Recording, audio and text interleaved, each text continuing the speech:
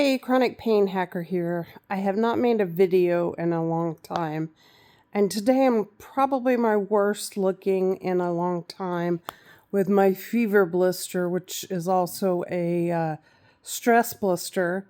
And then I have all these red dots underneath my eyes, which the internet said came about after throwing up and should go away in a couple days. But anyway, what I really wanted to talk about was what it's like to live with dysautonomia or POTS. POTS is postural, as in position, tachycardic, something. Anyway, high heart rate is an easier way, but it's abbreviated POTS. So basically, when you change positions, you get really dizzy. And you also can't, especially with dysautonomia, I'm right at the line between having dysautonomia and POTS. The difference being with POTS, you have an increase in your heart rate of at least 30 beats upon rising from sitting, and I'm kind of right at that cutoff. I'm about 25 to 28. But the worst symptom that I've had this week is the dizziness. Like yesterday, the room was spinning the entire day, and my head hurts so bad. And I talked to my therapist today, who also has, dysautonomia, and she suggested put on your migraine ice cap, which I do a lot anyway, and then put something heavy on top of that, like a heavy pillow or a weighted blanket. This is a 5-pound weighted blanket. And the second I put it on my head today, I was like, oh my gosh, this is life-changing. I immediately felt better. It doesn't help as much with the dizziness it does, but the main thing it does is adds more compression. Like this thin material as it is was not enough compression. And wearing a regular hat isn't enough compression on the head. Yesterday, my entire head felt like it was in a vice. It was just so painful. And I was sitting in the dark. I was nauseous. I did all the things they tell you to do. And nothing was working. So when I met with my therapist today, I was like, I had a day yesterday where I told myself, I'm done. I can't do this anymore. I can't live like this anymore. It's just too much. I can't have dysautonomia or POTS on top of having had Guillain-Barre, having functional neurological disorder, having dystonia, migraines, and many things that I can't even think of right now. It's too much. It's too much for one person to manage all of this. And I told her I used all my tools in my toolbox, that all my doctors, physical therapists, occupational therapists, speech therapists, all of them have taught me, and nothing worked. And I just couldn't move off the couch yesterday. And I felt so guilty when I have those days because I get nothing done. I lost an entire day.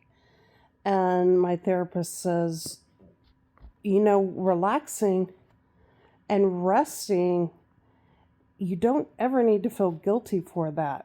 It's where you're at that moment. And it's part of your recovery tools. I've only seen this therapist this year. She was recommended to me by my old therapist who retired, who I'd been with for 10 years.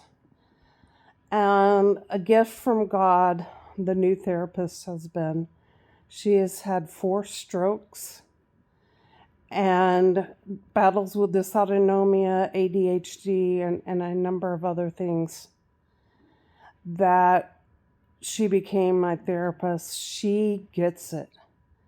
You know, if you've never been chronically ill in your life, I'm sorry, but you're not going to get what someone else is going through unless you've been through it yourself. That's just the reality and the truth of that. So to hear strategies and tools from someone who knows what it's like to live with these horrible chronic conditions and the up and down roller coaster ride of it, where your flares, like I had an amazing day Monday. I was so happy, and then yesterday I had one of the worst days I'd had in years.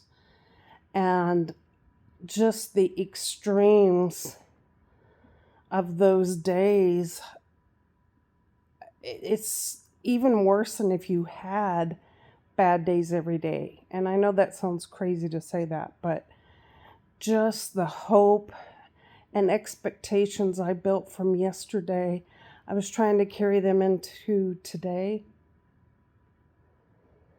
And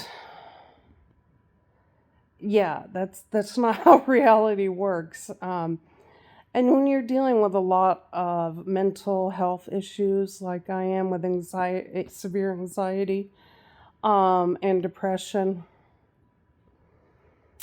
and brain fog, as I just completely forgot what I was going to say right then. It was important. But I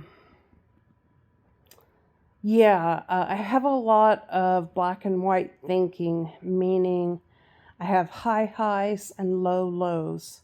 Things are either really, really, really good or really, really bad. And that's something through years and years of therapy I've been working on, and it gets better, but every once in a while, a day like yesterday gets by me, and and I also told her that I was being really stubborn yesterday. I didn't want to even try. After my top 3 tools failed, I was like, what's the point? I just give up. I'm not doing anything anymore today. I'm just done. And she's like, some days you need those days where you're just done, because that's the only way you will actually get the rest that you need. So when I woke up today, I was a little dizzy, but nothing like the day before. Things were just more manageable today. They weren't great, but there was still that feeling of hope that, hey, I have the ability to turn this day around. So anyway, this video could go on forever, but I just wanted to talk about, I guess the summary of this video is the reality and your mental health state when dealing with chronic illnesses that you've had for decades. And I mean decades. Most of this stuff I have been dealing with, almost 50 years. I'm 51 years. And a lot of this stuff comes from very early childhood. And for the first time in my life, a medical professional asked me if I had ever been tested for autism. And I have to actually say I was devastated by that revelation. I thought to myself, there's no way I can have something that big added on to the list of conditions I already have. I can't. And then the more I talked to people about it, and the more I researched on my own, I finally came to the conclusion that, yeah, I probably do. I'm high functioning, but I probably do. And it's hard. I haven't really spoken about it to most people who know me. Maybe only a handful of people know that, or have heard me tell this story. But that's a video for another day. But I guess the summary is never stop fighting. If you believe your diagnosis is wrong or that the treatment for it is wrong, keep fighting, even if you have to get a second, third, fourth, or fifth opinion, which I've done in many cases. If you feel something's not right, keep fighting for it. So, have a blessed day.